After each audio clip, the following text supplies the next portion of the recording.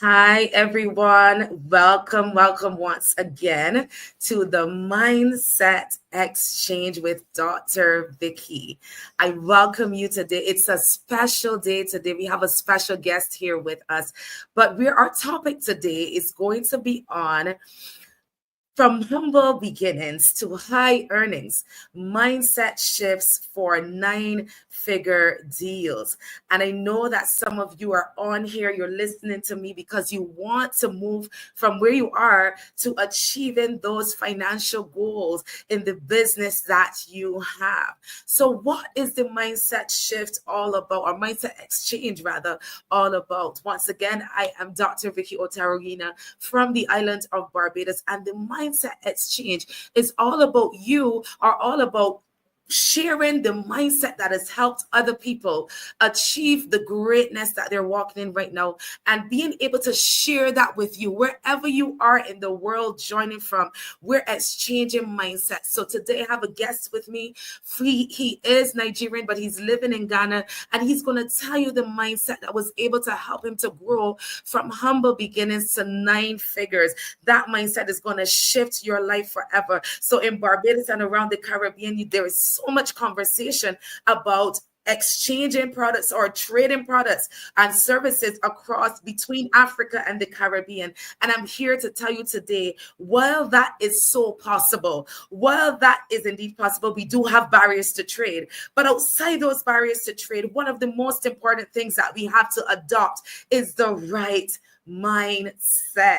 The mindset that tells us we are great, that we can get it done, that we can achieve so much greatness, and that we can move from zero to hero. We can move from a place of not achieving or acquiring a lot to a place where we move from zero to nine figures. So today, my special guest is Francis Val-Neboh, and I'm going to bring him on the screen right now and introduce him to you. So welcome, Francis. It's such a pleasure. Thank you so much. Thank you so much, Dr. Vicki. It's an honor to be here. It's a pleasure.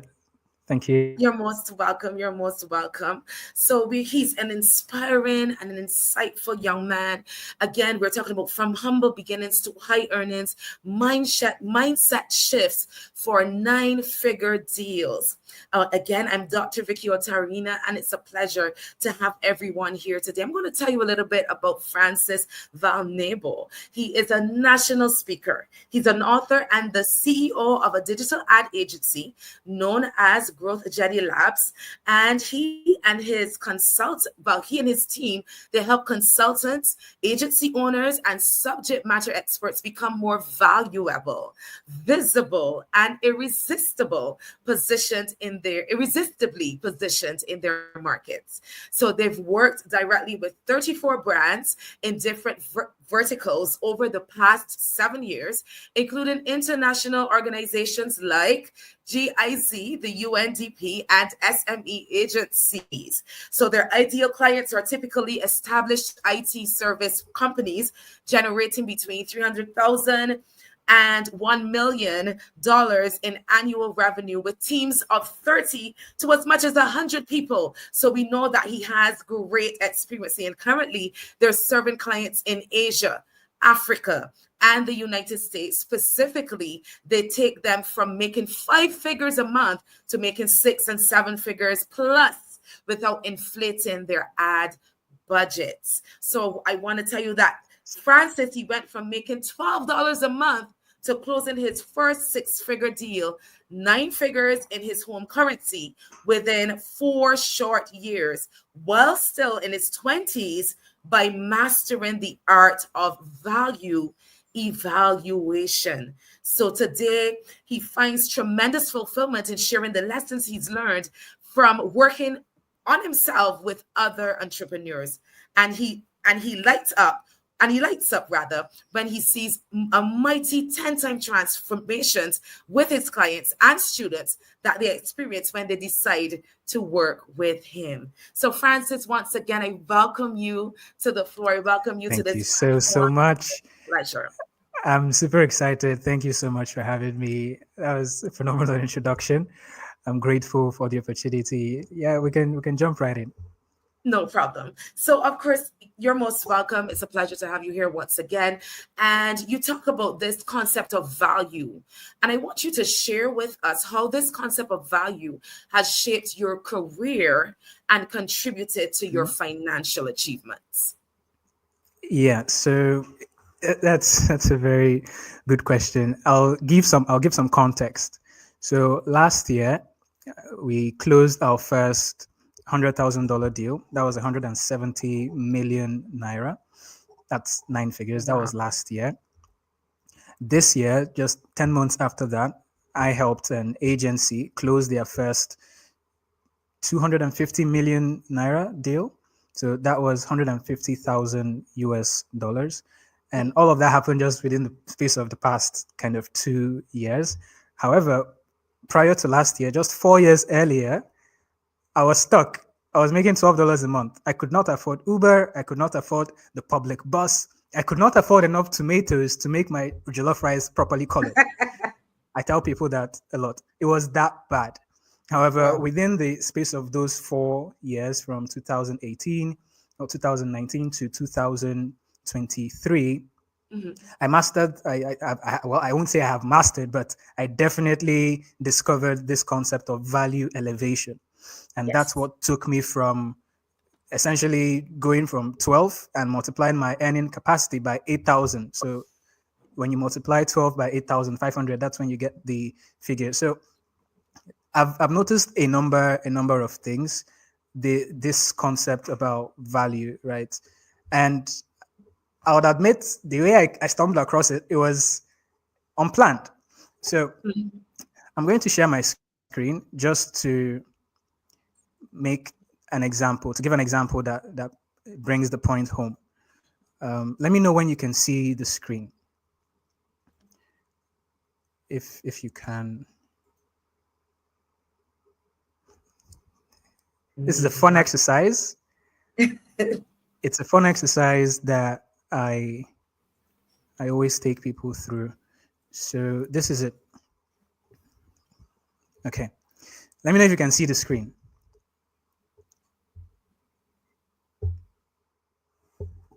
Is it visible? Yes, it's visible. Okay. So you can see the screen. You can see there are two houses on the screen. Yes, so we can. Whenever, can you see the two houses? Yes, I can see the two houses. It's visible. Awesome. So whenever I am asked to narrate my journey to uncovering this concept of value and how I even came across it, I default to this illustration. So here we have two houses on screen, and it's just a little exercise for those of us here in the audience. I mean, Dr. Vicki, you yourself, you can pick. So the question here is, of the two pictures on screen, which would you prefer? If you were to be gifted the gift of a house, which would you say is more classy, more elegantly designed, way more creatively designed? Which one would you go for? So is it the one on the left or the one on the right? If you're in the comment section, you can type left or right. Dr. Vicki, you're free to pick as well. Would you go for the one on the left or the one on the right? If it's more classy, it's left, but I like the one on the right. So I would go with the one on the right. Okay. Which one looks more modern? Modern is left, definitely. Modern is left. Classy is left. Some people might like the one on the right, and that's fine. We all have our tastes, right? Now, this image you see on the left is actually a house that I myself designed. In a previous life, I was working as an architect, and during my internship days, I got contracted by a client to design their dream home for them. And I came up with the house that you see on the left. I delivered the job on Friday. I got paid on Saturday. And by Monday, when I got back to the office, I was so excited to show my superiors what I had done and tell them how I just got paid to do something that I just was in love with. I was so passionate about design. And when I met my superior, his name is Uncle Thiago. He looked at me and he asked me how much I charged. And then I told him. And he said, okay, he's going to show me a house that he designed. So he's also an architect. And he designed the one that you see on the left.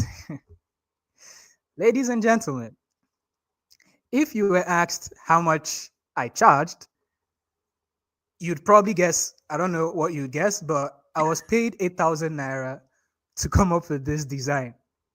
I look at this and I still laugh till date.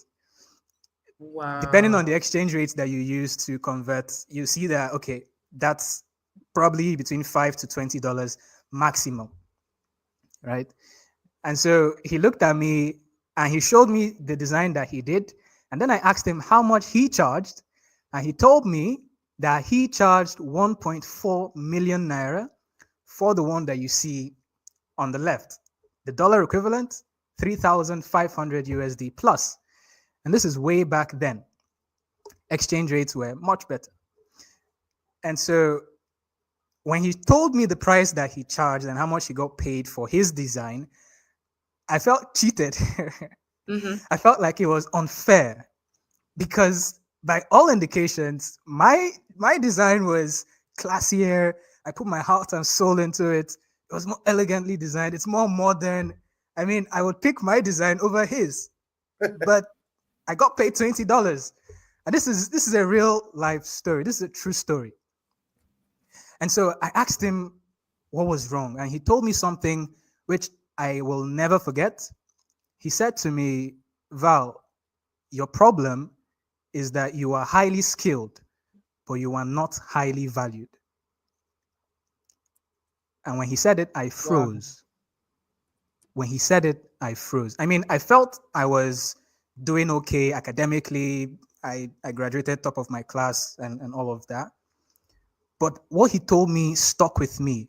As a matter of fact, it took me 2 years to fully understand what he meant. When I came to, I realized that he was right. And I realized something, which is that value is subjective. Value is subjective. I just came to the realization that, okay, I'd been to school for 4 years, 5 years. I went to college, 4 years, 5 years for some of us. And at the end of my program, I still did not understand the meaning of the word and the concept of value. I did not. It took me a number of years to eventually come to the understanding that I operate by right now, and that has allowed me to elevate my value, taking me from humble beginnings to where I am now. And so this is my definition of value. I came to realize that value is the relative utility of a presented solution as judged by an external relevant party. I'll say it again. The relative utility of a presented solution as judged by an external relevant party. Immediately, you see that value is not something that you determine as the provider of value. Your value is judged by an external party. In the case of business, it's your customers. But the value of anything is subjective and it is relative compared to other available solutions on the market. You have to understand there will always be an alternative for the things that you offer. And so your utility compared to other alternatives is one of the factors that are considered, or that is considered when people are making an assessment of your value. So this is very crucial. It's very important. This is the first definition of value that saved my life. The second definition is that value is the object of all voluntary human exchange. What does that mean? It means that for any two humans to willingly exchange resources, there is an implicit agreement that what I am exchanging is less valuable than what I am exchanging it for. Human exchanges that are profitable are the exchanges that you find are most often voluntary. If an exchange is not profitable, chances are you will back out. And it's so serious that even if an exchange is mutual, you will back out. Because, for instance, if I ask you to give me $100 in exchange for $100, and we keep making that exchange, at the end of the day, all we did is waste time. But if I ask you to give me $100 so that I can give you 1,000, all of a sudden, you want to keep that exchange happening again and again and again 24 hours a day, 7 days a week, if possible. And so for an exchange to be counted as valuable, it must be profitable for both parties involved.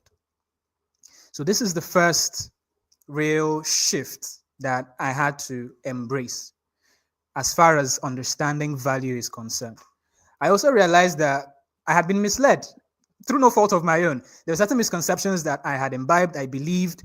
I used to think, for instance, that there is value in certain industries versus some other industries. I'm not sure how many of us have heard the term, for instance, there's money in X. So there's money in Bitcoin, there's money in oil and gas, there's money in whatever. And I used to believe that, and it kept me stuck. What I realized is that there's no money, there's no value in any industry. Rather, there's money and value in the people who are valued in that industry. And so you are not meant to go chasing after money. You're meant to go looking out for people. You shouldn't look for money. You should look out for people. And when you do, you find that money comes to find you. Money comes looking for you. But you don't get it by going to chase after it. And you don't get it definitely by believing that there's money in oil and gas. So I mean, the proof of this is if I asked you, okay, there's money in oil and gas, fine, go get me some. What would you do? Where would you go? It's not like you're going to walk into a refinery and then scoop some oil and come hand it to me. And it's not like you're going to pluck money from thin air. You have to meet someone in that industry and pitch something to them and then get the money that they have in their bank account. So that understanding of value is important. I also used to think that value was tied to how much time you spent on a thing. So if I'm an artist and I spend 2,000 hours, it means my work should be more valued than someone who spent 20 minutes on his work. I learned that that also was not the case. I'll tell a story. Sometime last year, this was 2023, I was doing some work for a client. This was some digital marketing project. We're running some advertisements. And because I was so occupied, I was so busy, I had to multitask. So for this client's campaign, I remember very vividly, I was in transit. I was moving from one point to another, and I was almost absent-mindedly setting up their campaign for them. That campaign went on to generate 1,246% return on their ad spend. That's a 12x profit. But it was a campaign that I executed almost absent-mindedly. I could do that because I had mastered my craft and all, but it would be dumb for me to price my services much lower because it took me all of 5 minutes, for instance, to set up a campaign that gave them 12x profits. It would not make sense. So value is not tied to the amount of time necessarily that you spend executing the thing. Okay? Value as well is not your skill. You can be skilled and not valuable. And this is something that I feel that is not spoken about enough, how that the educational system has in fact changed this generation. The educational system, day in, day out, is pumping out individuals who are highly skilled but not very valuable. Nobody teaches you the concepts of value in school. Even when they teach you entrepreneurship in school, they don't cover things like this, things that you need to survive. It took me a number of years after I graduated college to understand some of the things that I'm sharing. And it shouldn't have to be that way. That's part of why we're having sessions like this, hoping that we can spread this word so that more people imbibe the right mindsets early enough. Value is not tied to your skill. You must have an intrinsic skill, but your value is not your skill. Value is not tied to the amount of time that you spent on something. And value is also not necessarily tied to an industry. In any industry, there are people who are making a whole lot of money, and there are those who are not. Again, value is the relative utility of a presented solution as judged by an external relevant party. And so the question is not, can you play football? The question is, compared to Messi, compared to Ronaldo, how well or how good a footballer are you? The question is not, can you cook? The question is, can you cook for a 7-star hotel? These are the conversations, those are the conversations of relativity that are often not talked about. And finally, on this section, you need to understand that value is judged by an external party. It is not up to you to say that I am valuable. There are indices, there are specific metrics that help us know whether or not you are valuable. And one of them is the exchange. I often say that there can be no value unless there's an exchange. So you can talk about how you like me and how you like my product and service. If you've not bought from me, it's not valuable to you. You've not shown that it's valuable. And so for value to exist, there must be an exchange. Now, another thing that I discovered is there's a way people think about the works of their hands. So most times we work the 9 to 5, we have to pay bills, respect. But I've seen that, and again, I say this with all due respect, right? But I've seen that and I grew up poor, so I'm not pointing fingers. So I grew up poor, middle class, right? I discovered that the poor and the middle class pay for things with their time. And they pay for things with money that they've exchanged their time with. That's why it feels like when they're buying something, it's as though they're giving their life away because they are. But people who are entrepreneurs, creative entrepreneurs, we pay for things with value exchange. We pay for things with value exchange. And this is a powerful concept. So this definition, I wish I could burn it into everyone's brains, but it's very crucial. The next thing is you need to understand some of the benefits of being valuable so that it motivates you to go after it and to elevate as far as value is concerned. The first benefit of value is that value is hard currency. It's not spoken about enough. And I will always drum this again and again and again. Whatever money can buy, value can take for free. You might want to write that down. Whatever money can buy, value can take for free.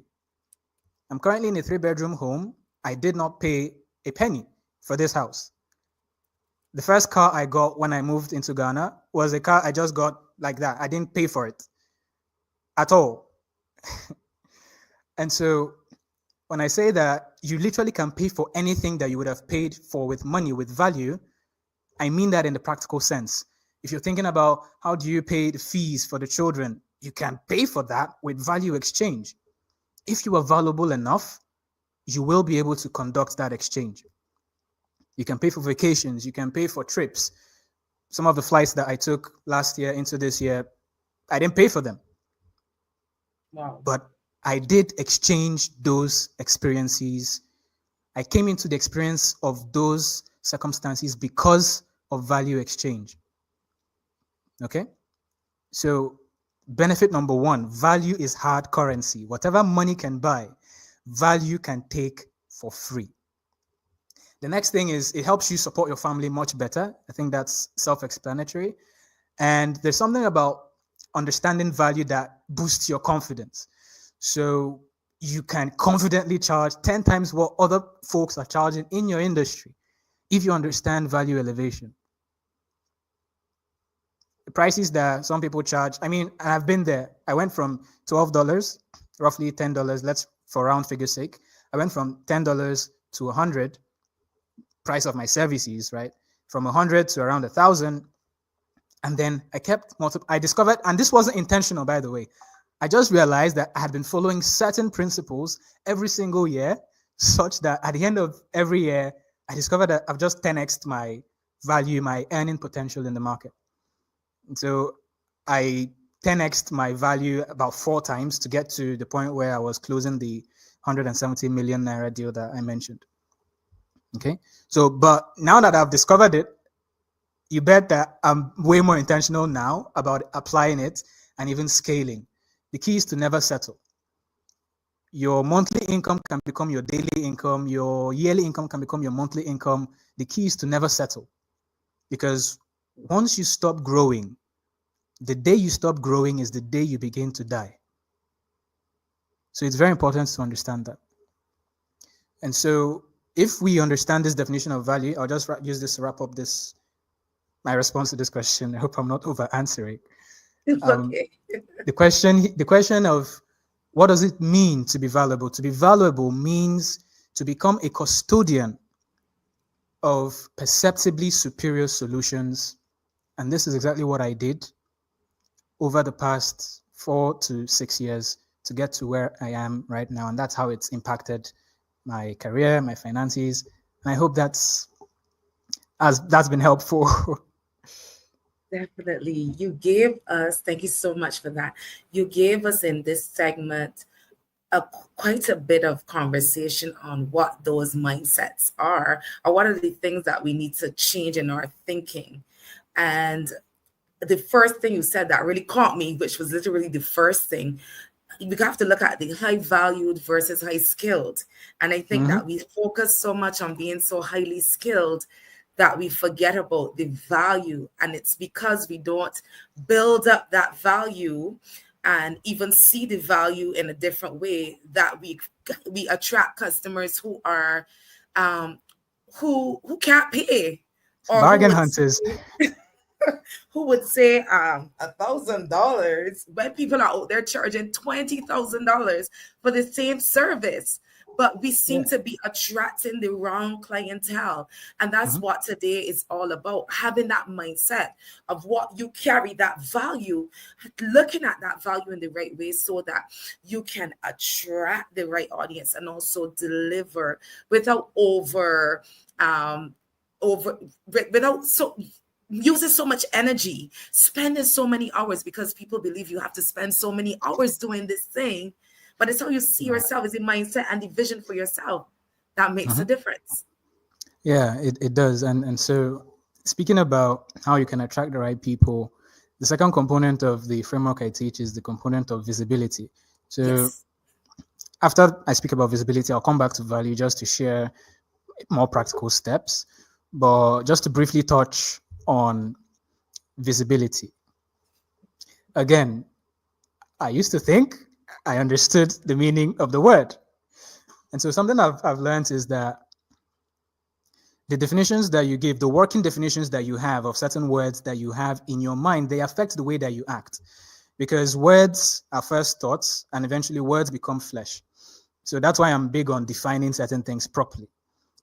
Visibility, by my definition from experience, is the ability to trigger influence in the consciousness of a collective that you are called to serve.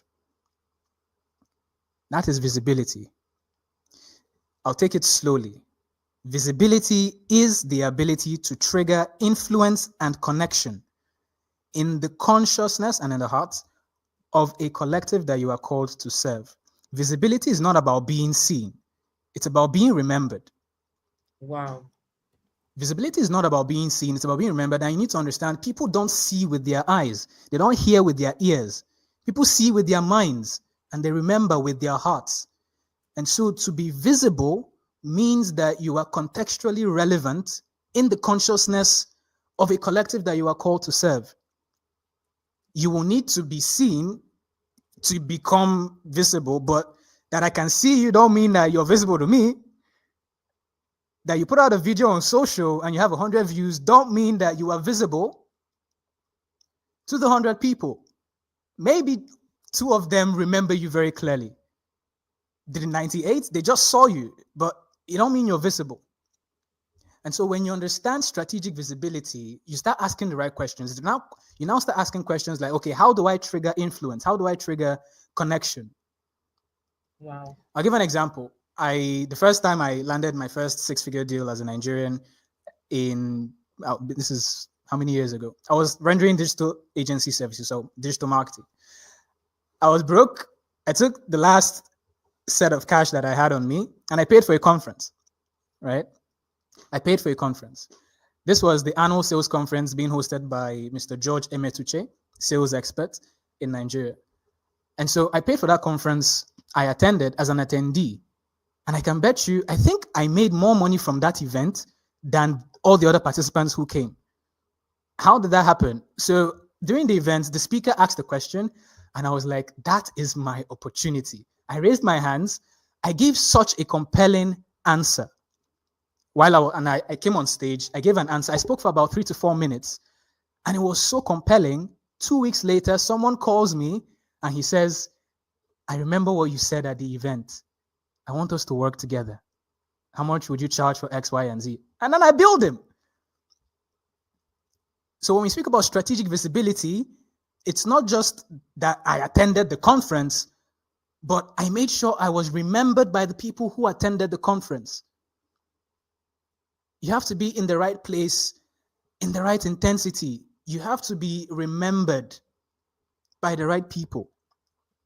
So always ask, in this market, how do I stand out? What do I do so that I can be remembered? And there are 3 keys for strategic visibility that I always speak about because I found that they work for me. The first is what people know as lead generation. So what is lead generation? Let me just start. The lead generation is the process of getting people to identify as interested in the thing that you have to offer. That is lead generation. So in lead generation, you get people to give you their email, name, and phone number so that you can keep in touch with them and share with them more information and then build that relationship. So the different channels that you use to achieve that will be dependent on the kind of business that you run. You may post content on social, you may visit people in their offices directly. Whatever you do, it should all funnel down to lead generation.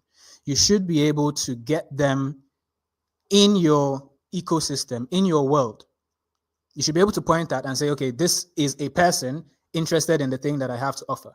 And then you need to understand lead indoctrination. This is not spoken about enough. I don't know why, but lead indoctrination is a process through which you take someone who has become a lead and cut down the skepticism that they have to the point where they now become willing to buy the thing you are selling. Because you need to understand that I indicated interest in the thing that you have to offer don't mean that I trust you. It just means I'm interested, right?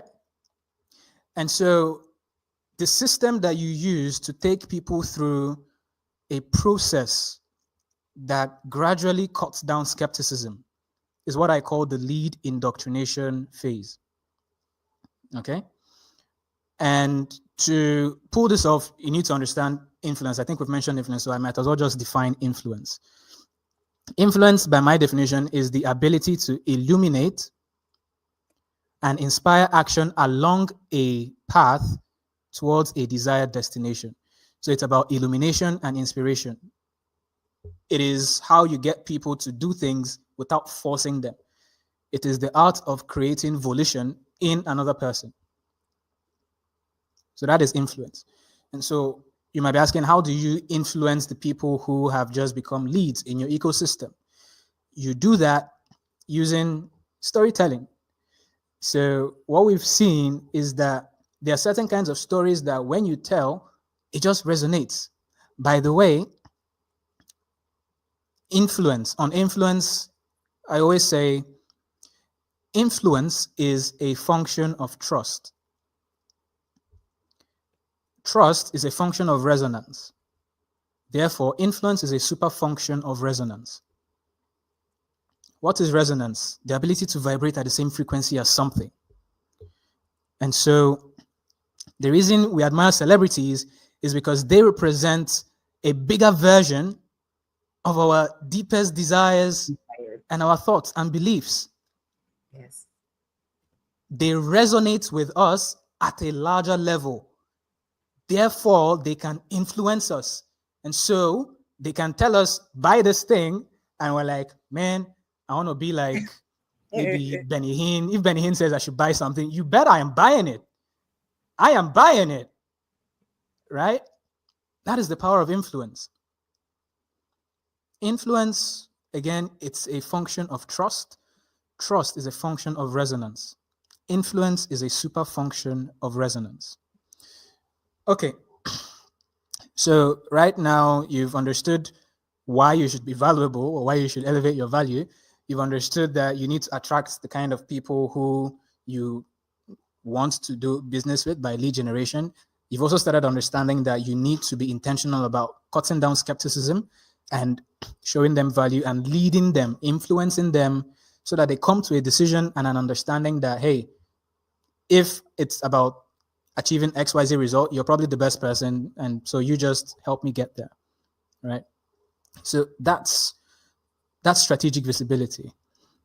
I'm curious, do we have questions? I think I should ask, do we have questions? I can answer them before moving on to the next. We just have some comments. Persons are saying that they are learning a lot. Somebody's just saying yes. Dr. Bernice from Ghana, she's saying, I will be at the right place at the right time. So we have 9 persons over here on at LinkedIn. The right intensity as well. At the right intensity. Yes. So she's at the right place. Sorry, with the right intensity. Exactly. Yes, the right intensity. And we have 𝗍𝗵𝗿𝗲 who's saying, I'm learning a lot. No. Okay, I mean that's completely fine. So at any point, if we have questions, please leave them in the comments. We'll have a time for Q&A. So I will say this: if you are valuable but not visible, you will be utterly unknown. If you are visible but not valuable, you will feel utterly unworthy. You feel utterly useless. But when you are highly valued and highly visible, you can name your price and life will hand you an open check. This is what I've seen. And so I run into a number of people who, this happened some years ago. I would meet many influencers. I have a lot of people who are influencer friends, right? Back then, I was surprised. Some of my influencer friends will come up to me and they'll be like, Val, I'm broke. I'm like, what? You have how many thousand followers and you broke? Why? And they're like, man, it's just the numbers. Those people, they were visible, but they were not valuable. And that was the reason I even decided that I was not, I don't know. I'm still deciding whether to regret this decision or not, but I did not start posting on social media until 2022. Wow. Or 2023, not even 2022. I decided that if I'm going to come online, I have to come online with something worth talking about. I did not want to be the person online chasing clout. I figured that when you conquer the offline world, the online world will follow, right? So we have to understand you can be visible and not valuable, you can be valuable and not visible, but you want to be both. Then you also want to be irresistible, but that may be beyond the scope of today's session. So I think I saw a question. Someone was asking about lead indoctrination. So let me break down indoctrination just a little bit more. Indoctrination is a process of building belief. It's a process of building belief. And you don't do it by telling people things. You do it by letting people come to natural conclusions on their own, by presenting them with the relevant inputs, right? That is indoctrination. I was going to share my screen and show something. I might as well do that now. So you said it's the process of building belief. Belief. Yeah, indoctrination is a process of building belief. So I'm going to share something. So I'll touch on this when we circle back to tactics for elevating value. But let me just show something. Let me share screen. So when the screen is visible, let me know. I'll talk about a concept called anchoring later, but I'll also use it to talk about this concept of indoctrination. When you see this picture, this is me, by the way, graduating sometime last year. This is a well-known investor, you're on 𝘆cie𝗂𝗍. If you're in the venture capital space, you know who he is. And so, whether or not you know me, if you know Yon and you see a picture of me and him, I don't need to convince you that I have access to a certain kind of network. This picture alone indoctrinates you to believe what is the case, which is access to network, access to high net worth individuals, etc. Not like we're friends and family or anything like that, but the point is made. When you see advertisers selling cosmetics using beautiful models, they are indoctrinating you to believe that the cosmetic product works. Because if the lady is beautiful and she's holding the product and you want to be like the lady, you should get the product. That's the concept, right? So it's using subtle cues to signal the point that you're trying to make without having to verbally disclose them. When you do it that way, people believe it much stronger because they will feel like they came to that conclusion and that they were not deluded into believing the thing. So you can imagine me writing out, I have connections to XYZ kind of people as text. If I wrote that as text and I sent it to you over social media, you doubt me. You're not sure if I'm saying the truth or not. But when you see things that points to that fact, then you're like, oh. So you want to get people to that point where they're like, this person is legit. This person is worth the price they're charging. This person has been doing this for quite some time. They know what they're talking about, etc. You want to get to that point. So this is just a little bit about indoctrination. I will share some more tips. So I spoke about storytelling and how it's important. There are stories that you tell, and we've seen this. You tell stories and they help cut down skepticism. And there are 4 kinds of stories. The reason storytelling works is because it's our evolutionary survival mechanism. Eons ago, your survival depended on the story you heard about the lion in the bush. Social proof, someone said social proof. Social proof is a way of indoctrination, right? The way social proof happens will differ for different kinds of businesses, but social proof. However, social proof, then storytelling, like I was saying. And there are certain types of stories that you tell. If I give you a fact, you're like, But if I tell you a story, you're like, wow, that happened? And so storytelling is a way of bypassing the logical mind. People are not thinking, is this person, is the fact, like people are not thinking about the facts. They like a story. There's a reason Hollywood is $1 trillion industry. They tell us the same kind of stories again and again and again, and we keep buying. We keep buying. We know that the hero is going to end up with a girl. It's the same storyline. We flock the cinemas, right? And it just happens. So what I've seen is that there are 4 kinds of stories that you tell that help people get connected with you. So sometimes, for instance, I tell the story of how in my journey, it came to a point I was actually half blind, really. Yeah, I wish I had the pictures. I might pull them up and share with you later. But through no fault of my own, I was attacked by a spider. And no, I did not become Spider-Man. I just had a very serious outbreak. And the venom got into my eyes. And so it started closing my eyes. I couldn't do much. Work I was supposed to do, I could not do that. I was in the hospital for a while. And that it impacted me on my LinkedIn as well. You've also seen there's a post I made how that just 4 to 5 days before the biggest pitch of my life, I broke down. And I broke down because I wasn't taking good care of myself. I was go harder, go harder, go harder. I was that kind of a person. And then just a few days before my main pitch, I broke down and I was in the hospital bed. If you check my profile, you see it. Now, telling that story, what have I done? All of a sudden, you feel like you know me a bit better. You feel like I'm more human, right? So stories of loss are the first kind of stories that you want to tell to get people connected with you. It helps people bond with you. It makes you look and feel more human. Then you also have to talk about stories about how you gain something. So loss and gain. And then stories of pain and shame. So the typical gain story is, I was here, now I'm here. You too can do the same. That's another classic story that people like or people are drawn to.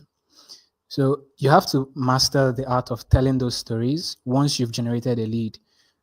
That way, people naturally come to the conclusions that they can trust you. The way you build trust is by storytelling. Right? The way I'm on this stream with you is because of storytelling. We connected, we got on a call, I told you something, and you're like, wait, we have to be on a live stream. Yes. Right? So storytelling cuts down skepticism. Now, I should warn, credibility is a big part of indoctrination. So people have to see that you are legit when they hear you. And I mean, people can sniff when you're being disingenuous, right? So you never want that to work against you. So that's something that I just thought to mention. So hopefully that sheds some light into lead indoctrination. I mentioned that there are 3 keys for strategic visibility: lead generation, lead indoctrination. The third is strategic collaboration. Strategic collaboration. Because you will, how do I say, the markets are not invented. People are not manufactured. People already exist. You just have to find a way to reach those people. And these people already gather somewhere. So you need to find who are the people my ideal target audience listens to, and how can I partner with those people so that I can spread my message, so that I can exchange value. They get something valuable from me. I bring value to their audience. My audience also gets value from their audience. There's that cross-pollination. So breaking out of the mindset of I have to do it all by myself is crucial. It took me a while to get there, but it's paid its weight in dividends, right? So lead generation, lead indoctrination, strategic collaboration. Those are some of the things that I can share. Because of time, I think I'll just have to segue into tactics for, and this is the main part. All of this has just been introduction. So we'll segue to some tactics for enhancing value continuously. Mm-hmm. In my program, the 14-day value elevation challenge, I teach something called the 10x value blueprint. So that's essentially how to become highly valued and how do you become highly paid and 10 times more valuable in any industry, and in just 4 moves and 14 days. So it's 4 simple moves. I call it simple, not easy, but simple. 4 simple moves that you take to elevate your value. Now, it starts with, so I'll list out the 4 moves just in case we don't cover all of them before time. The first is you must pick a 10x price. The second is you must pick a 10x persona. You must pick a 10x problem, and you must make a 10x pitch. Those are the 4 moves. Now, I'll share details about the value elevation challenge later on, but I'll break down some of these things. So 10x price. What does it take to 10x your prices? When you tell someone, I want you to double your prices, they get so apprehensive. The immediate reaction is this overwhelming imposter syndrome. And I know this because I was there. I know this because I've trained a lot of people. And when you tell them double your prices, they're like, hey, if I double my price, who's going to buy from me? I'll chase away all my customers. How much more when you tell them to 10x their price? And so the obstacle you will encounter to 10xing your price is first an internal one. The obstacle you will encounter is your internal belief, your self-esteem. You will battle the demon of imposter syndrome. And I tell people, imposter syndrome is simply the unawareness effect. You are simply not fully aware of your capabilities. It does not mean, so by the way, imposter syndrome is something that only highly skilled people are permitted to have. If you're not highly skilled, you are just not competent. You don't have imposter syndrome. But if you know you're competent and you're scared of raising your prices, you have imposter syndrome, and the way you battle doubt is with data. I tell people, document your competence. You must document the competence you document today will save you tomorrow. A lot of people do amazing work, but if you ask them, quantify the work you've done over the past 10 years, they go blank. Yes, you battle imposter syndrome with data. Part of the reasons I am able to tell people that my agency, we've worked with 34 brands over the past 7 years is because guess what? I counted. But people seem not to count. We get stuck in this creation, and not enough reflection. And so the first move in becoming more valuable and 10x in your value, getting paid better for what you do, is to come to terms with 10x in your price. You have to do this exercise. Write out the current price that you charge on a piece of paper, and then draw an arrow and write down the 10x equivalent of that. You have to bring it into the natural world. You have to see it again and again. It has to take root in your mind. Otherwise, you won't even understand what it feels like to charge a certain amount of money. So practice charging that to yourself. Voice recorder, in the mirror, it doesn't matter. Just practice asking for that amount of money. Practice seeing that amount of money. Practice seeing that amount of money before you, right? Document your competence. I tell people, your testimonials are your tickets to the next level. Testimonials are the ultimate ticket. And if you've not, make it a habit to reach out to people and ask them to just give you a testimonial. It can be written, it can be video. I'll even tell you how I came across this. I had imposter syndrome at some point, and I just told myself, you know what? I'm just going to keep documenting myself for a period of time. I wasn't even checking. So anytime someone gave me a compliment about a service that I rendered or a product that I sold or something, and they're like, man, nobody has done this for me the way you did it and everything, I take a screenshot. I used to take screenshots, and I created a folder in Google Drive, and I just dumped it in the folder. And I kept doing that and doing that and doing that. A day came out of the blue. I was minding my business, and then I stumbled across the folder, and my jaw dropped. I said, let me just go through this folder and see. And I kept scrolling and scrolling and scrolling. I had gathered over 100 pieces of evidence that I am good at the thing. Not because I think I'm good at the thing, but because people clearly value the thing. So documentation is a way to build conviction. It's not just for the fun of it. Many people squirm when you ask them to document, but testimonials are your ultimate ticket.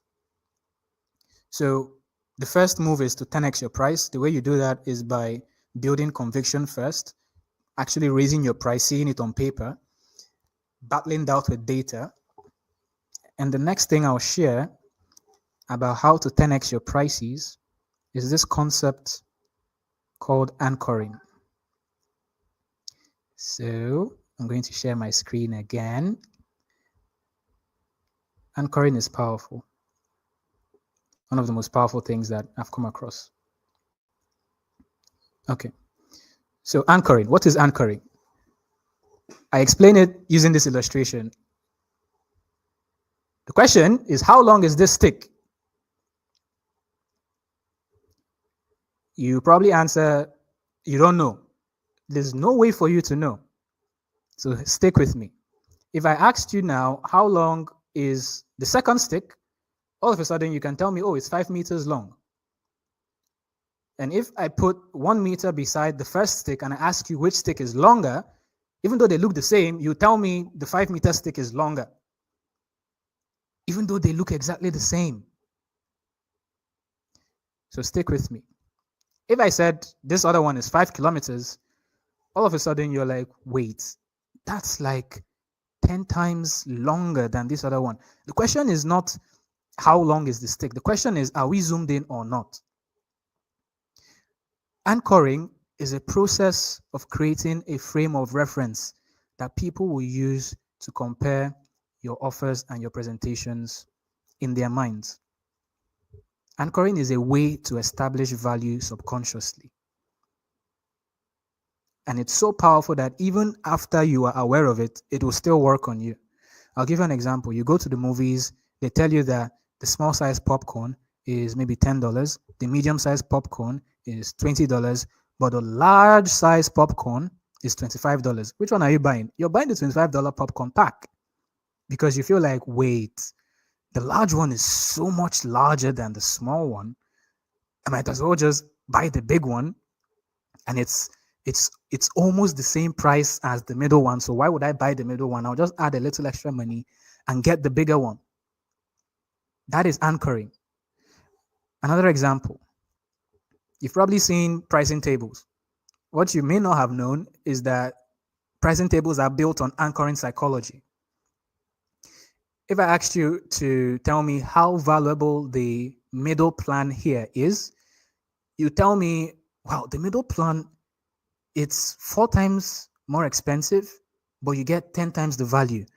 I want to go for that one because you see that the $200 option has 100 contacts, but the $800 one gives you 1,000 contacts. So you start having this conversation in your mind about, oh, which one gives me more value for money? Then you have the 2,400 one, which says 10,000 contacts, but it's only 3 times the price of the $800 one. So now you're thinking, I maybe don't have 2,400, but I definitely want a good deal. I'm going for the 800. The anchor is the item that is placed in the equation, not so that it gets purchased, but so that it gives higher value, higher relative value to the other options that came before it. That is what an anchor is. That is what an anchor is. And it's very important. Why is this important? It's important because when you make a presentation, when you tell someone how much you charge for what you do, and you do not give them an anchor, naturally in their minds, they will compare your price to something else that is less effective and costs a lot less. Mm-hmm. They will always default to that. It is your job to give them that frame of reference so that they compare your prices with something that is less effective but way more expensive. Then they feel they're getting a good deal. So you must always be anchoring. It's for example why in the value elevation challenge we don't have one price. It's a challenge, but we have the regular, the VIP, and the VVIP. Right? Regular is $100, VIP is $300, VVIP or platinum is $500, and there are different levels. You get different things for the different options. You must always be anchoring. All of a sudden, you know that 100 is 5 times cheaper than what you get if you were going to be the VVIP, and vice versa. Right? And so when you're asked how much you charge, you should never name just one price or just one item. You must always be anchoring. Don't tell me that you charge, for instance, $300 for coaching full stop. You should tell me you charge $300 for coaching, which is literally like $3 a day for 3 months. That's like less than the price of a Starbucks. You see what I did? I broke it down so that $300 doesn't feel like a lot anymore. It's now a question of, wait, I can afford $3 a day, surely. And you can do that with anything. So you must always have a frame of reference. The frame of reference does not have to be maybe you creating different packages of your exact product or service, but it has to be something that gives us context, Next. something that enables contrast. Contrast creates clarity. If you're a writer, for instance, don't tell me you charge maybe $100 for 1,000-word blog post. Tell me I charge $100 for 1,000-word blog post, which is significantly less than what you would pay if you walked into a high-end agency who would still hire someone like me to do the work for you. Mm-hmm. Comparison, right? So you must never leave the battle of comparison. to the prospect you are talking to. If you do, they will always compare you to something worth way less. That is anchoring. I've already used this picture for an example, so that's completely fine. So this was a study that was conducted. If you put two items side by side, most times it's 50-50. So people either go for one or the other. But something interesting happens. When you add a third higher priced option, all of a sudden, the one in the middle gets picked 70% of the time. This is proven. And as well, if you add a lower priced option, the item in the middle will still get picked, even though the price is lower. So here you see the same 70% of the time, people are going for $75.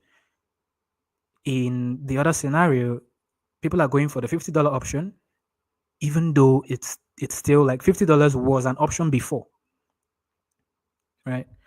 But yet 70% of the time, people are going for that in this instance. So the major takeaway here is you must always be anchoring. You must always be anchoring, right? So that's just on the first step in terms of how you become highly desired and 10 times more valuable. 10x your price, right? And maybe you don't want to start with 10x, you can start with 2x, right? It doesn't matter. The next thing you must do is you must pick a 10x persona. Now, when you lift your prices, you must understand you will need to appeal to a different group of people. Folks who pay $1,000 for fitness training are not the same folk who pay $10,000 for fitness training. Oh, someone says they picked the middle one. Perfect. Lisa, thank you.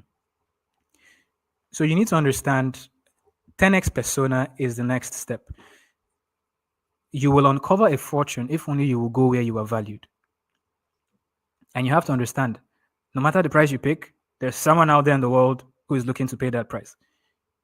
As a matter of fact, there are people who have a belief, so point of view, if it is cheap, it must be fake. And if it is the best, I don't care what it takes. That is the point of view perspective of a certain class of people. So you do yourself a disservice by believing that you will be the most preferred option by lowering your price. All right? If you will only go where you are valued, you will uncover a fortune. And the thing is, going where you're valued doesn't mean you have to jackpot, like we popularly say. It doesn't mean you have to travel. It doesn't mean you have to relocate. If you can, great. But it doesn't mean you have to. But you do need, the internet is a beautiful place. Right now, we serve clients in Asia, Africa, and the United States. I'm in West Africa, right? So going where you're valued is about discovering where the people you are looking to serve are. So when you've picked a 10x price, you want to ask yourself, okay, who are the kind of people who are looking to pay this kind of a price, and where can I find them? When I tell people find a 10x persona, they get apprehensive. So the apprehension that comes with asking them to 10x their price is imposter syndrome. The apprehension that comes when you ask them to pick a 10x persona is, but I don't know who to go and look. I don't know who to charge and things like that. I don't know where to find the people. How to find a 10x persona 101. Ask the net. Just ask the internet. You can either ask the net or you ask your network. You've heard it and it's true. You are only 7 people away from anybody on earth.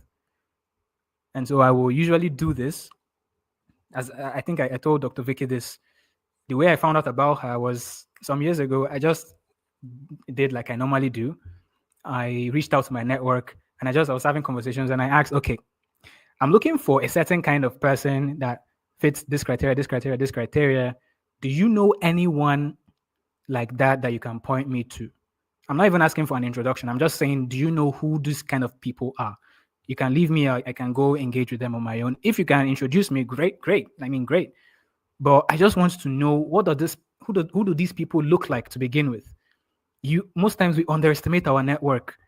It costs you nothing to reach out to your network and ask, who do you know that does XYZ, behaves XYZ way, lives XYZ place, and is looking to pay XYZ for XYZ? A lot of ABCs and XYZs. But it costs you nothing. When I was told about Dr. Vicki, granted, I did not act on it back then. I was very occupied. I said, if it's meant to be, it's going to happen. And then some years later, I'm seeing a connection request from Dr. Vicki, and I'm like, wait, I know this person. Anyway, so the major task for you when you're trying to pick a 10x persona is audience research. So you have to be meticulous about audience research. Let me see if I can share something.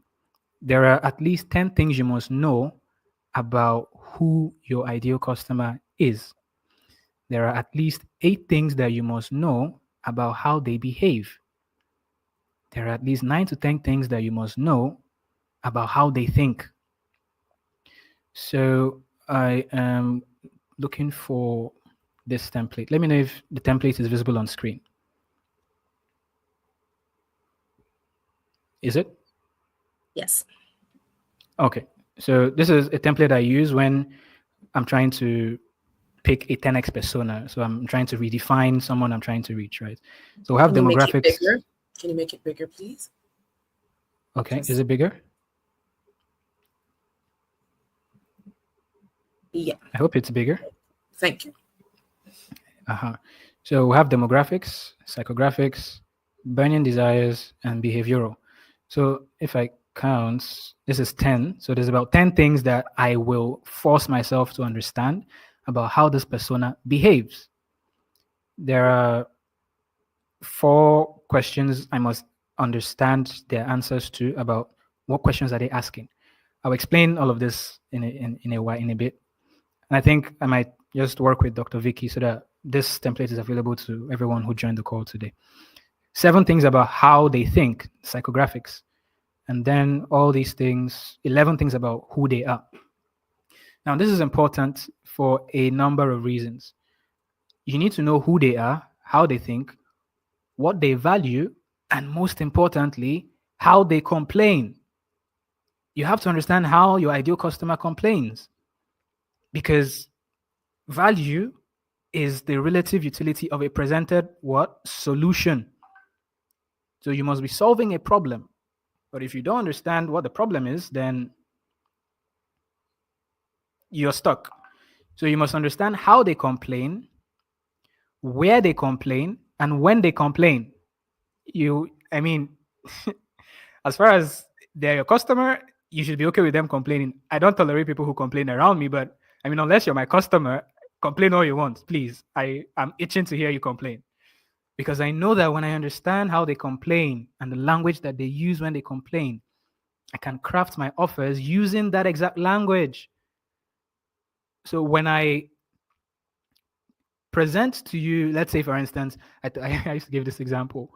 If I'm a bookseller, I wrote a book about how to mend your broken heart, recover from a broken, a relationship and all. I want to know, where are the people who are heartbroken? Are they in an association of some sort? Are they in some kind of forum? Are they in a group somewhere? I need to know. And when I get into those forums, when I find the people that all of them listen to, all of a sudden, I'm equipped, but I need to listen. I need to see, are they saying things like, I just don't know how to pick the right man? That's one way. Or are they saying men are scum? The way you market to those two groups, it has to be different. You can't market the same way to those 2 groups of people. You can't. People who believe men are scum need to be pitched a different offer than people who believe that I just don't know how to find the right man, right? So understand how they complain. It's very important. As much as possible, you want to relive their experience so that you can communicate resonance to them. We spoke about influence. If you don't understand me, you cannot motivate me. It's simple. So 10x persona. I hope we are not out of time. Yikes. So I'll just run through the remaining 2. You must pick a 10x problem.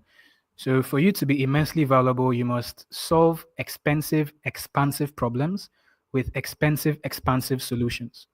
What are expensive problems? These are problems that cost a lot of money to solve, and maybe just a handful of people face those problems. So you must solve problems that cost a lot of money for a handful of people, or you must solve an expansive problem, which are problems that a lot of people have, but maybe they don't pay so much for.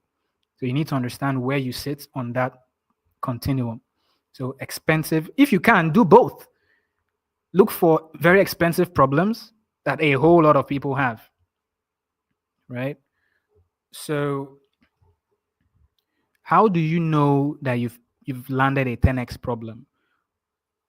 You need to do your research, and you need to.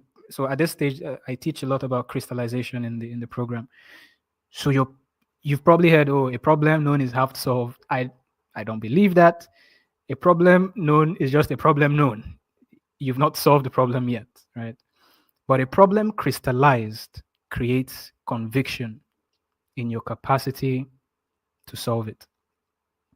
If you don't even know the problem to begin with, if you don't have the problem crystallized, then even when you solve it, you won't know. If you do not have a clear picture of your destination, when you arrive, you will not know, right? So when you pick a 10x problem, it has to be crystal clear. You have to land what we call your problem statement. So I do, or for instance, X percentage of persona struggles with ABC problem due to XYZ circumstance beyond their control, or something of the sort. There are different templates for framing your problem statement, but you have to be clear. You have to be very clear about the problem it is that you're solving. Once you have a clear problem statement, your assignment is to redesign. Again, the apprehension people have when I tell them to pick a 10x problem is they start thinking, what if I pick a problem that I don't know how to solve? That's the point. If you will stand out, you must be solving either new problems in old ways, new problems in new ways, or old problems in new ways. But you cannot be solving old problems in old ways and expect that you will be highly valued. It just doesn't work that way. I wish it did, but it doesn't work that way. Case in point, none of us here have touched a typewriter in the past decade. Yeah, because, I mean, it's been a problem to type, but there are newer ways of typing. So nobody values the typewriter anymore. So if you will become highly valued, and if you be paid 10 times more, you must understand how to 10x your price, how to pick a 10x persona, and how to pick a 10x problem. The final thing you must do is you must make a 10x pitch. And this blew my mind. I was speaking with a student of mine. I gave him an example to illustrate this point. I don't know how many of us here are Nigerian, but I used the Nigerian example to pass the point across. I asked him, how much would you pay for 𝗪𝗲? Dr. Vicki, do you know what 𝗪𝗲 is? Yes. You know what 𝗪𝗲 is? Awesome. I'm married to a Nigerian, so I know what okay. Oh, I forgot. So I asked him, how much would you pay for 𝗪𝗲 on a regular day? He told me 1,000 naira. I said, fine.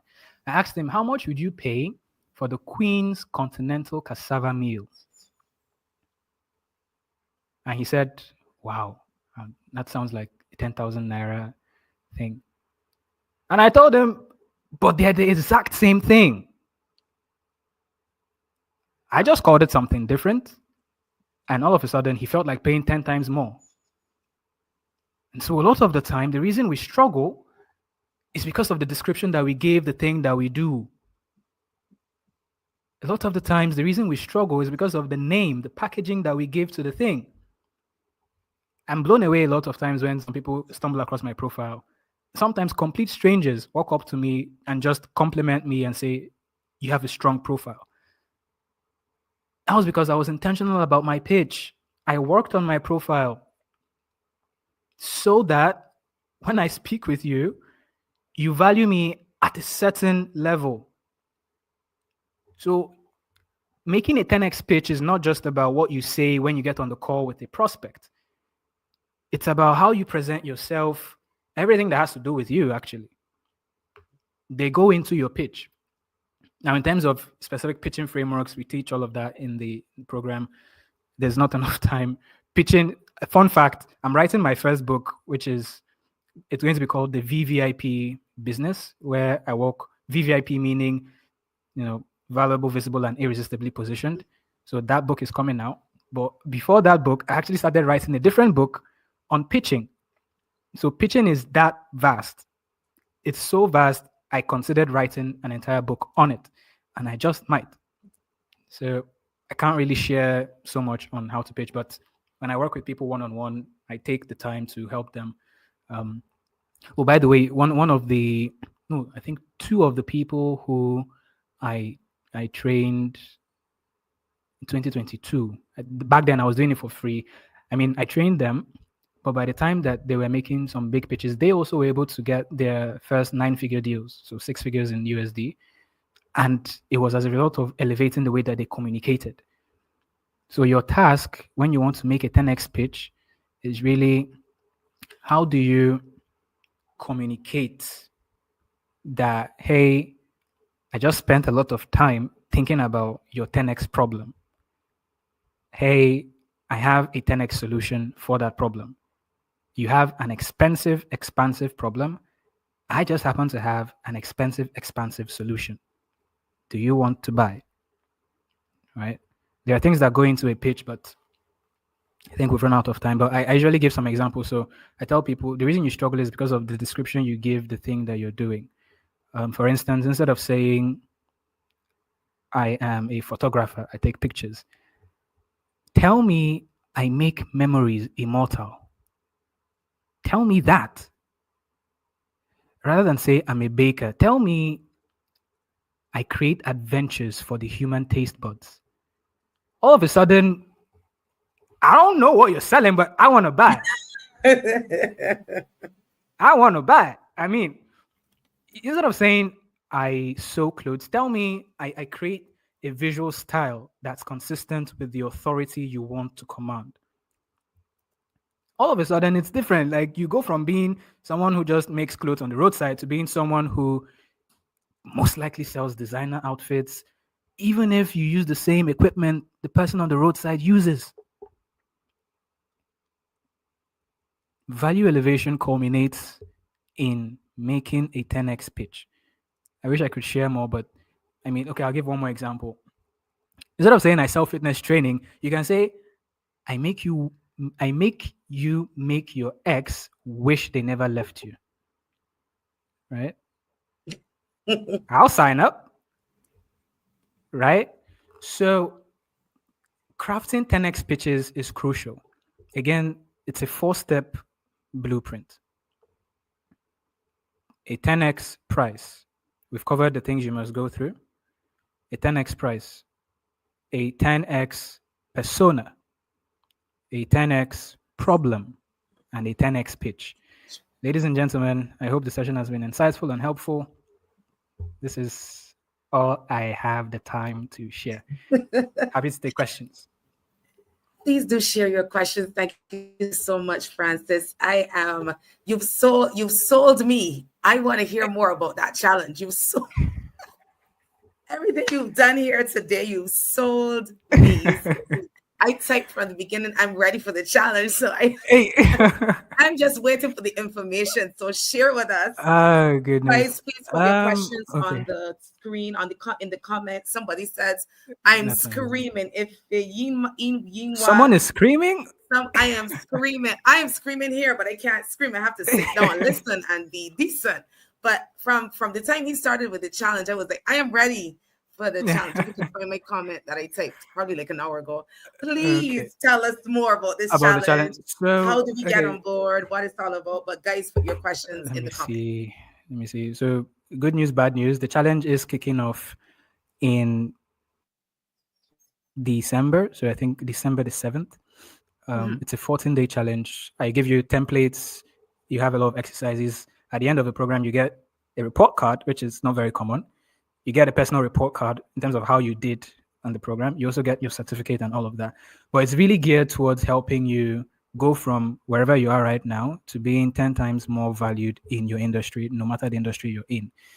And because it's geared to be a quality over quantity kind of challenge. We have an application that we put out for people to just use to indicate interest. So I will drop the link to the application form in just a bit. Thank you so much. So you just fill out the application and you will be, the applications will get screened and all of that. And then within 7 days, you hear from us in terms of, are you accepted into the program? But just for the record, like I mentioned, regular is 100 USD. I have a bonus surprise coming. Regular is 100 USD. VIP is 300 USD. 500 is for the VVIP. So let me just step through what you get for the different ones. And before you go any further, it doesn't even sound as if you 10x'd anything, because those prices are reasonable. Oh, they are. So the reason I do that is because of something that I spoke about, right? Remember I mentioned testimonials are your ultimate ticket.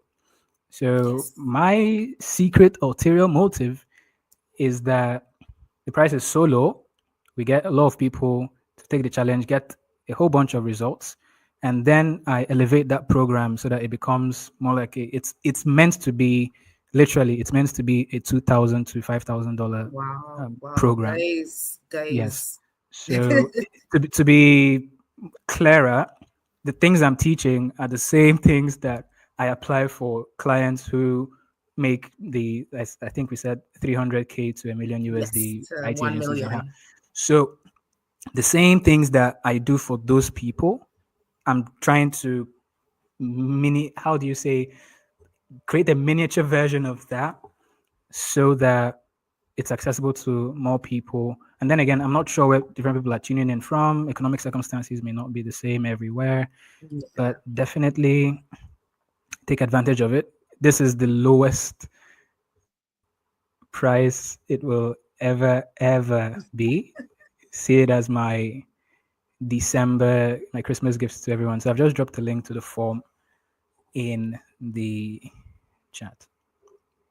So the chat, and this is okay. I'll just pull it over from there. I just dropped it in the chat. Let me see. So put it in the comment section so you have it. And I'll put it in for those on LinkedIn that aren't seeing those. Put it there as well. Yep. So I just shared it on the LinkedIn, on Instagram, Facebook as well. And fantastic. I'm going to actually pin it so you can see it on the screen. Actually, yeah. Excellent. All right. So applications close by the 3rd of December. And then we have our screening. So for those who maybe want to pay for VIP, in addition to the program, training, the resources, your report card, and your certificate, you actually have the access to group coaching sessions where you can ask deeper questions. It's geared for you to be a practical exercise. So as you execute, it's expected that you have questions. So the VIPs are able to bring the questions that they encounter as they're executing, and then we handle that. In addition to that, I will give shout outs to my VIP students through my network and other channels that I have access to, so that they get more visibility for the things that they're doing.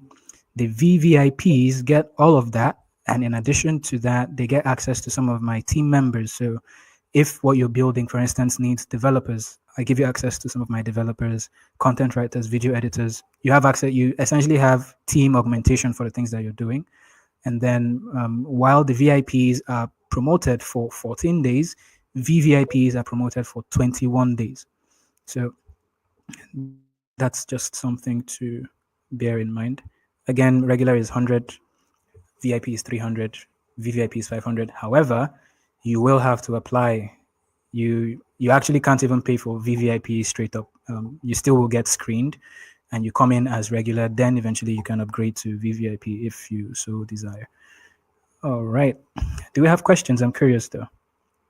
I don't see any on Instagram.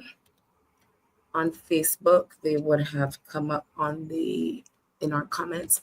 And LinkedIn, I just see people commenting. Please do tell us if you have any questions. Please do share. But I I haven't think we have seen. about 5 minutes left. Yeah, I don't see any questions on LinkedIn.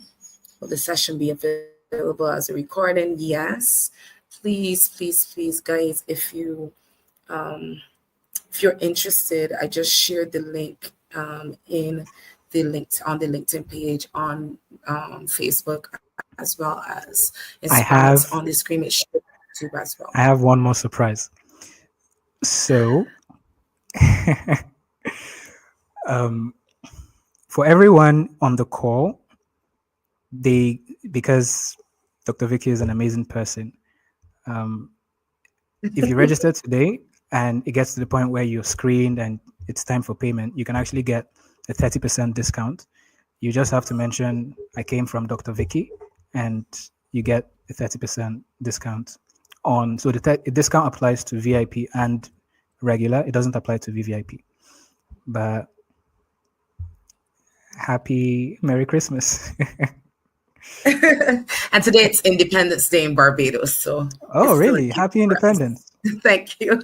Happy Independence. It's a gift for us. So if you guys are interested, I just shared. The link is shared on the screen.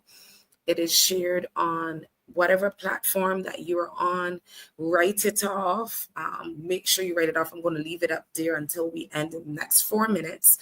Write it off. Get registered. I already started filling out my form. I'm actually to what industry you're in. But I'm going to finish my form once we finish, and we'll definitely, if we listen to all that Francis said, the value that he brings to the table, I want you to head over to his page as well and add him, connect with him. If you listen to all that he said, it is like taking you beyond the ordinary, taking you beyond where you are. I talk a lot about going visible and going global. And now I see this is actually one of the solutions that I can actually share with my clients for them to go global. Because for me, it's a stretch to times 10 my offering is a stretch, and it is an uncomfortable place. But I still know that that's the value that I bring to the table. But somewhere in there, the action needs to now destroy what's going on in here, because I know what I bring to the table. So I'll be definitely working with Francis to Definitely. 10 times my pricing, 10 times my value, 10 times everything about me, so that I can really attract the audience that I know that I've been created to impact. Yep. And also make a global difference. So I'm going to pin that again. Make sure, remember, if you mentioned that you were here on the Dr. Vicky's live, you will get 30% off. That's $70. That's actually a really, really good price. 30% off, that's quite a bit. So please make contact with sorry, I was going to say Dr. Francis. Dr. Francis? I should get a PhD soon. Well, it's coming, Dr. Francis. Somebody's asking, can we have a practical session to work us through like a workshop? So the 14-day value elevation challenge is a workshop. It's designed so that you take practical steps. You actually will be graded based on what you apply on your own business. It's not theory. So you're coming with your business, you're coming to take action, and at the end, you will get the results. I've not seen it not work. It's something that I myself have done, living proof that this is something that you can intentionally do for yourself and for other people. So register for the challenge. That's the closest thing that I have to a workshop. Again, this is the lowest the prices will ever be, and take advantage. Yeah, definitely. So my question is, for 2025, are those prices going to be going up? Yes, definitely. Okay. So yeah, if you Once can we jump get the initial group out, of people and we get them to pay and we get them results, it's going to be at least double the price. And depending on what the economy does, we might. So something that I forgot to mention is one of the benefits of being valuable is that it makes you inflation proof. It does. It makes you recession proof. It makes you inflation proof. If the economy, if prices of things just rise, you just go and raise your own prices and you know what to do to sustain them. So you're never thinking, oh, how do I sustain it? The economy is not so good. We build our own economies. Highly valuable people have their own economies that they set up. wow, There are people you never see them complaining about the wow, economy. never. I can't remember. It's been a very long time since I complained about the economy. I haven't in a Wow. very long time. But it's all by the grace of God. I should mention there's practical value, there's spiritual value, and emotional value. So for you to transcend just what people see and touch and feel, you do have to get closer to God. I always stress that. One of the books that we are meant to read in the challenge is the Bible. So some passages of scripture to help you with, because principles that work because the power of God makes them work, right? So don't want to spill too much. I think I'm at 4:30 already here, so it's been an amazing time. I want to say thank you for the Yes, it's been session. an amazing time. Thank you, And Lisa. we have Lisa. Lisa's from Trinidad and Tobago. And Lisa, I hope you're listening. This is for Lisa. So I'm going to share the link directly with her as soon as they come on. Actually, I'm going to put it in WhatsApp right now. Let me just look for Lisa, because Lisa needs this. I'm telling you, what we've discussed or what I've seen in her business, or what she's shared with me, I think this will just shift her, and she's looking for that shift in her business. So this will shift her landscape 100%. So just share the link. Take advantage. I want her to watch it over. You have to watch it from the beginning, and you'll see why I recommend you for this. Okay. Awesome. So, like I always say, let's make the rest of your life the best of your life. And this is cheers to an elevated 2025. So I'll see you guys on the other side. I have to run. I do have another engagement, but thank you all so much. It's been a pleasure. I'll catch you soon. Thank you so much. Have a wonderful weekend. So guys, it's a pleasure always being here. Remember, please go ahead and click on that link if you are interested in joining the challenge that Francis spoke about. You can go ahead and you can do that. It was a pleasure being here once again. I am Dr. Vicki Otaroyina, and today you joined me for the Mindset Exchange. And my guest was Francis Val-Neboh. We talked about from humble beginnings to high earnings, mindset shifts for 9-figure deals. So just follow us on LinkedIn, on Facebook, wherever you're joining us from.